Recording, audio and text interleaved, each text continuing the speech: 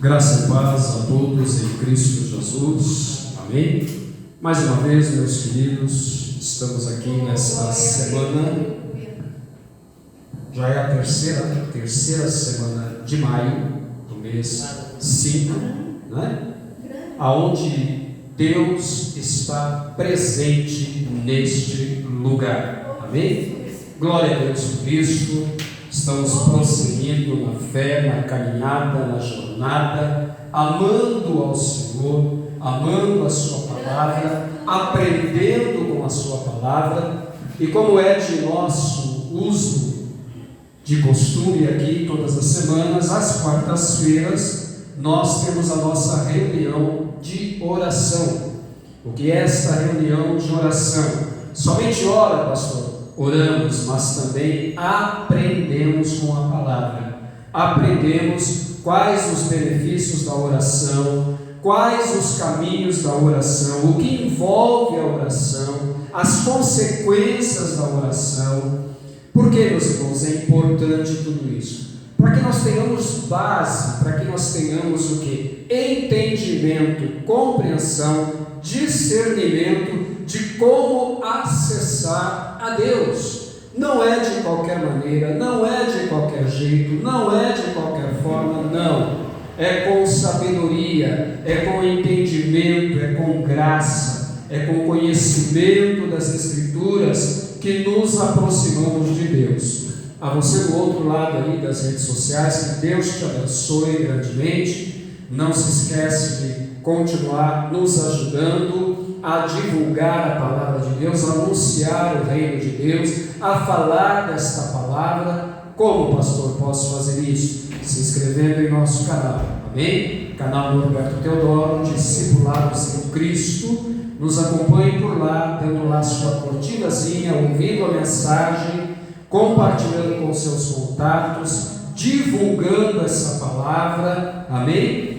Que essa palavra venha a alcançar o maior número possível de vidas. Qual a razão, pastor? É financeira? Não é financeira, amém? Porque recebemos esta palavra de graça, e de graça nós devemos dá-la. Esta é a ordem de Deus. Não cobramos e nem almejamos recursos financeiros por falar da palavra de Deus. Não, meus irmãos. Tudo quanto precisamos, o nosso Deus tem nos abençoado, tem nos ajudado. Então o nosso dever qual é? Se concentrar em levar a palavra de Deus.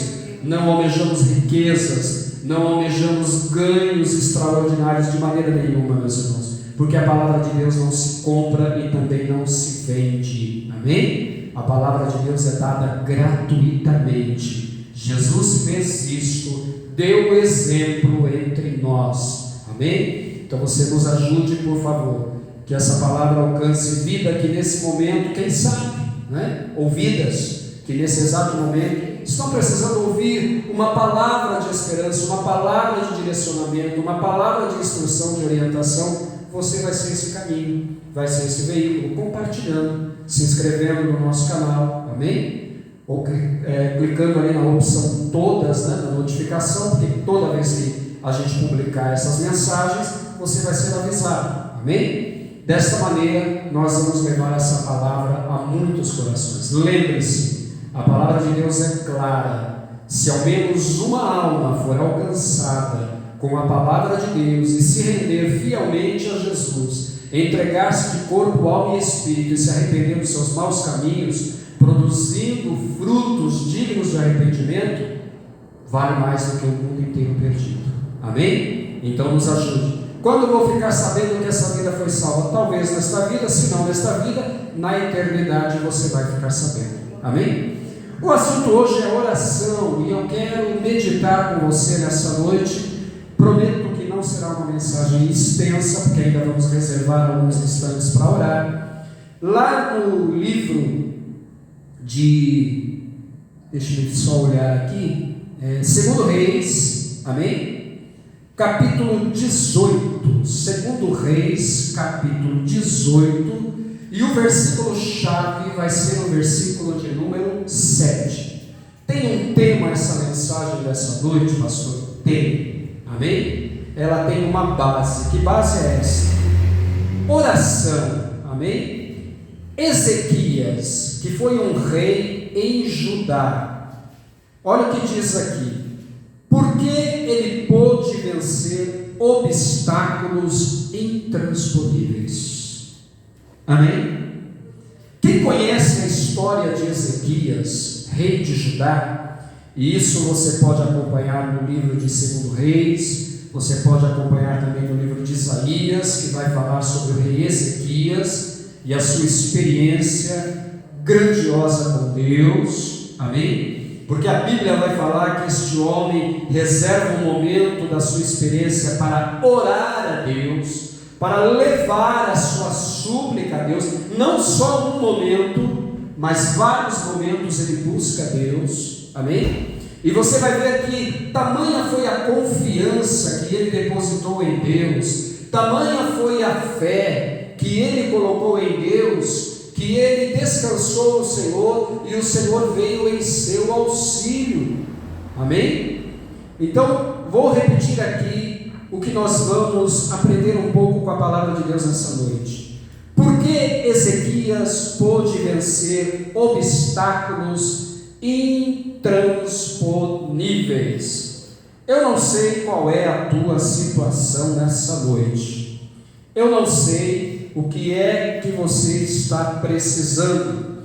Também não sei quais são os obstáculos que estão à tua frente, que estão no teu caminho, que você olha para eles e diz: isso aqui para mim é intransponível.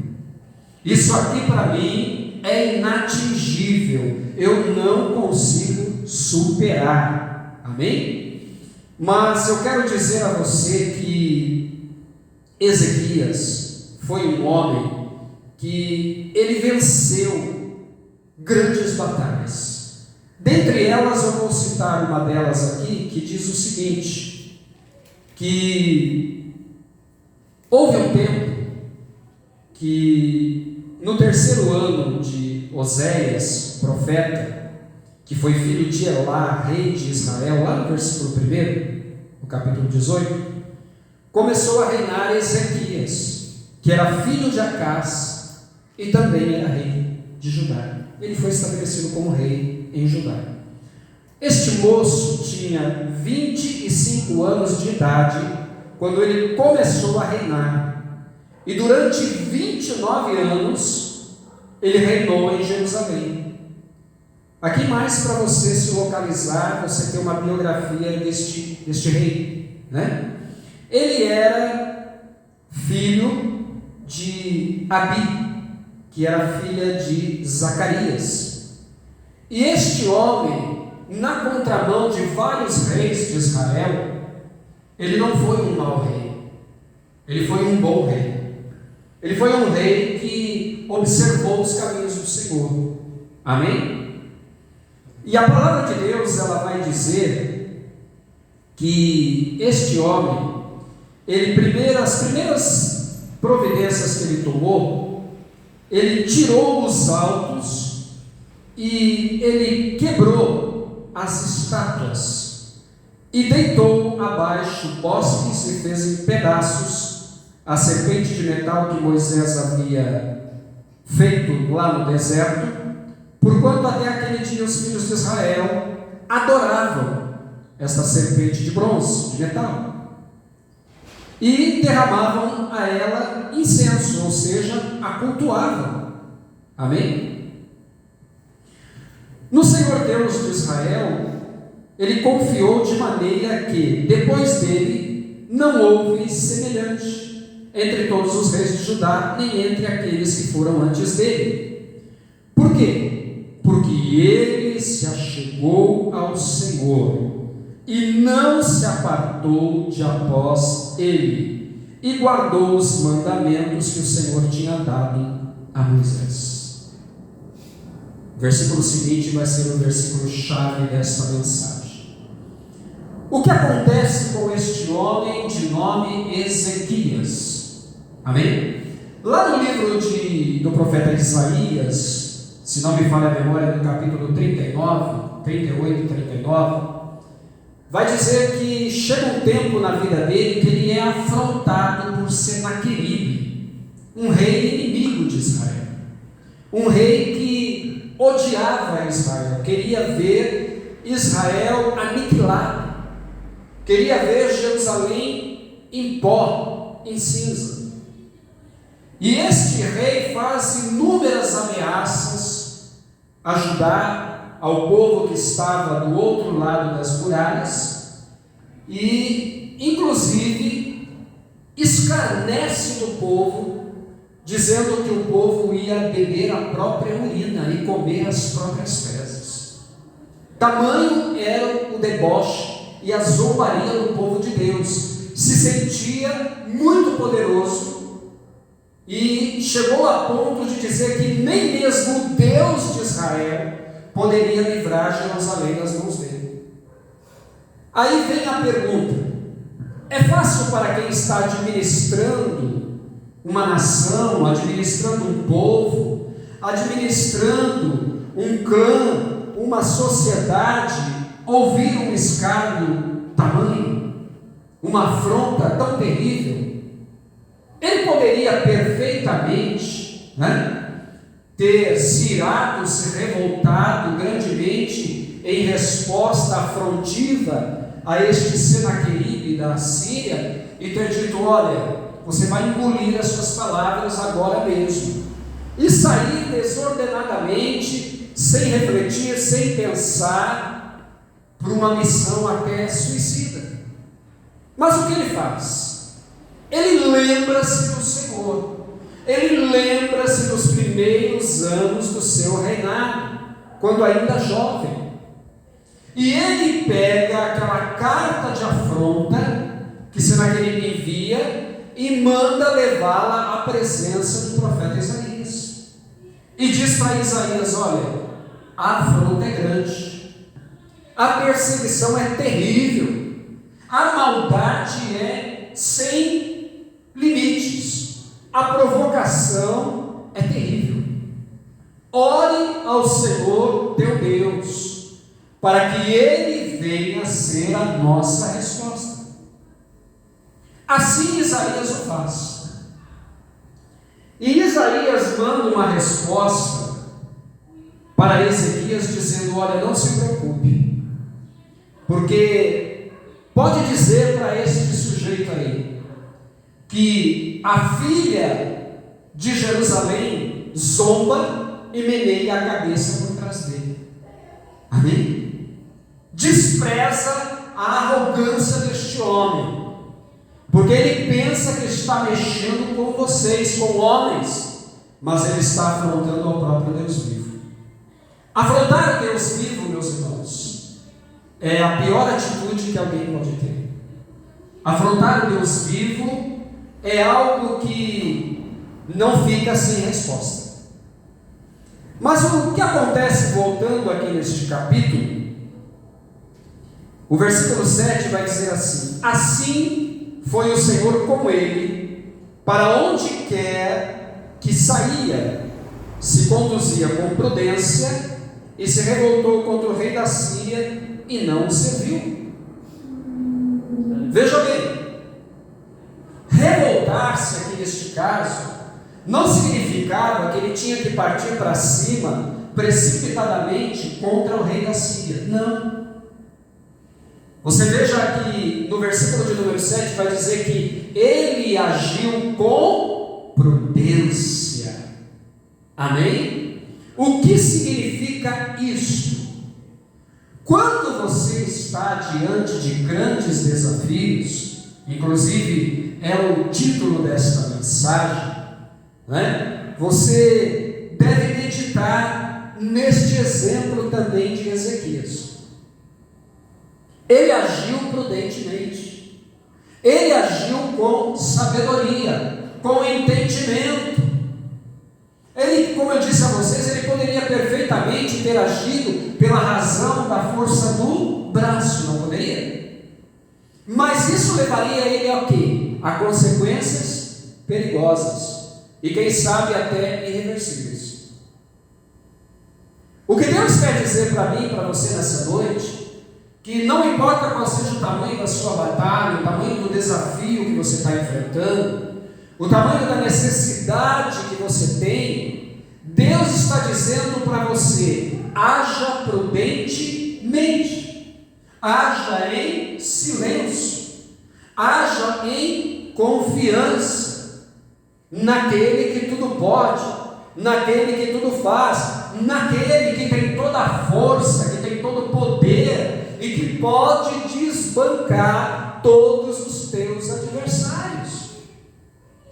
Se nós formos lá meditar na passagem de Isaías 38 e 39, nós vamos ver que Deus ele determina o juízo sobre Senaqueribe. Ele diz: olha, vou permitir um rumor, um barulho lá na terra dele, no meio da Síria, da qual ele vai ter que deixar os projetos maldosos, malignos, perversos dele contra Jerusalém, vai ter que voltar para trás, e lá ele vai cair morto. Olha só o que acontece, meus irmãos. E assim sucedeu. A Bíblia vai dizer que esse homem morre pela mão dos próprios filhos, porque ele afrontou a Deus, porque ele abusou do quê? Da bondade, da misericórdia de Deus. Tanto que no diálogo que ele tem com Ezequias e com o povo de Judá, ele começa a listar uma série de reinos que ele havia conquistado, que ele havia destruído, com a força do braço dele. E Deus diz: você é sem noção. Todas essas nações que você destruiu foi por minha permissão, porque eu permiti. Jerusalém estava precisando passar por um tratamento, não estava? Por quê? Porque ainda havia o quê? Muita idolatria, muitas iniquidades, prostituições, desobediências, afrontas, muitas imoralidades, das quais Deus precisava tratar com o povo. E Deus permite o quê? Permite que Senaqueribe cerque a nação para olhar, para prestar atenção qual seria a reação, a começar do quê? Da liderança. E quem era a liderança? O rei Ezequias. Amém? A história você conhece mais para frente, porque depois que Deus dá essa grande vitória a Ezequias, chega um momento em que Deus diz: olha, Ezequias, agora é em relação a você, tem algumas coisinhas aí que você precisa colocar em ordem na sua vida. Coloca elas em ordem, acerta a sua vida, acerta seus caminhos, acerta seus passos, porque certamente morrerás. Ele estava enfermo, ele havia sido acometido de uma enfermidade, e em sua angústia, em sua aflição, a Bíblia diz que ele vai expressar uma oração profunda diante de Deus, e a primeira coisa que ele faz: Senhor, lembra-te que andei contigo em sinceridade de coração. Lembra-te, Senhor, que busquei a Ti nos momentos de maior pressão nos quais eu passava. A pergunta para mim e para você é a seguinte: quando chegam os momentos de pressão, qual a escolha que eu e você fazemos? Escolhemos confiar no Senhor ou escolhemos lidar com aquilo que vem pelo impulso da nossa mente e da nossa vontade? Porque se for a segunda opção, estamos fadados ao fracasso. Amém? Então significa, pastor, que eu devo então buscar a Deus em todos os momentos aonde eu sou afrontado, aonde eu sou perseguido, aonde eu sou colocado à prova? Sim, você deve fazer. Amém? Fechando aqui essa palavra, olha o que diz: Judá ficou entre dois poderes mundiais. Quais eram esses poderes? Ou seja, na linguagem de hoje, duas potências: o Egito e a Síria. Ambas estas nações queriam controlar o reino do sul, que era Judá, e o do norte, que era Israel, por se encontrarem em rotas comerciais vitais do Antigo Oriente Próximo. A nação que controlasse Judá poderia ter uma vantagem militar e econômica sobre os seus rivais. Quando Ezequias se tornou rei, a Assíria controlava os judeus. Agindo com grande coragem, Ezequias rebelou-se contra este poderoso império a quem o seu pai havia se submetido, ou seja, Acás. Depositou sua fé no poder de Deus e não em sua própria força, e obedeceu aos mandamentos do Senhor. A despeito dos obstáculos e perigos que, do ponto de vista puramente humano, pareciam intransponíveis. Amém? Eu digo para você nessa noite: Judá tinha poderio militar? Tinha. Judá havia se fortalecido militarmente? Havia. Tinha condições de fazer frente em batalha contra o rei da Síria? Tinha. Poderia fazer frente em batalha. Mas se tratava do quê? De uma grande potência militar, a Síria. E aí carecia do quê? Da intervenção divina. Porque vai ter situações, meus irmãos, que vai precisar que a mão de Deus tome a frente. Ainda que tenhamos aparentemente condições, aparentemente forças. E nós precisamos pensar nisso. Precisamos analisar isso e depositar no Senhor a nossa plena confiança. Eu digo a você nessa noite: você está disposto a fazer isso? Ou você vai continuar lutando com a força do teu braço? Ou você vai continuar querendo resolver do teu jeito, do teu modo, e continuar se decepcionando e sofrendo baixas, sofrendo derrotas, passando por situações vexatórias, muitas das vezes, humilhações? Cansou de fazer isso? Aprenda a confiar no Senhor, assim como Ezequias confiou. Amém? O segredo está na confiança, o segredo está na entrega. E nessa noite Deus manda dizer para você e para mim: entrega, entrega. Coloca nas minhas mãos, que eu vou tomar a frente desse negócio. Amém? Que Deus abençoe a tua vida. Encerramos aqui esta palavra, esta mensagem. Que o Espírito de Deus fale melhor ao teu coração. Lembre-se, o teu intransponível Deus pode alcançar. Olha para a experiência deste grande homem que foi Ezequias. Era intransponível para ele aquela situação? Era, porque a palavra de Deus vai dizer que o exército da Síria cercou por todos os lados a Jerusalém. Mas ele escolheu confiar no Senhor, e a vitória veio. Escolha confiar no Senhor nessa noite, a vitória é certa. Amém? Que Deus te abençoe. Estaremos de volta na próxima sexta-feira, meditando mais uma vez acerca do tema salvação. Logo mais nos acompanhe nas redes sociais. Amém? Deus te abençoe.